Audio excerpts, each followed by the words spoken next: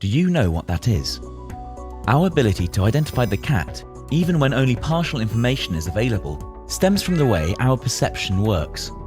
Perhaps counterintuitively, our perception does not happen de novo, but rather is heavily influenced by our previous knowledge, the one accumulated over extended periods of time, as well as the one very recently acquired. What happens when the processes of acquiring and utilizing the previous knowledge are impaired? This is Sarah. Sarah is a university student.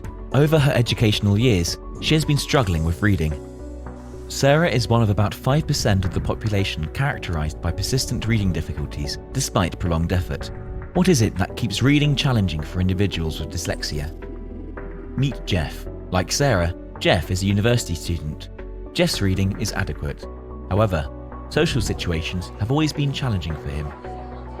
Often, he would find himself puzzled at people's reactions, unable to interpret social cues and dual meaning. Jeff represents a separate population of individuals diagnosed with an autism spectrum disorder. Why don't they automatically acquire the social skills that their peers do? We discovered that both types of difficulties can be understood within the same conceptual framework of perceptual statistical learning. We propose that the core impairment which induces reading difficulties stems from reduced ability to effectively accumulate long-term knowledge. This impairment is not language-specific, but due to the dominance of reading in our life, when the accumulation of language regularity is deficient, reading gets profoundly affected, thus becoming a hallmark of dyslexia.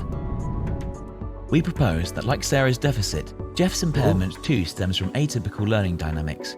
In contrast to Sarah, Jeff's accumulation of the long-term knowledge is intact. It is the fast-adjusting component responsible for our sensitivity to changes that is impaired, leaving Jeff's perception rigid and stuck on what has been repeated over and over again.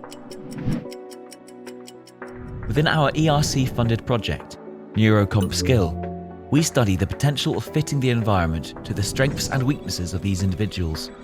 We aim at finding conditions in which the specific characteristics of these populations are advantageous. Neurocomp Skill, social inclusion at its core.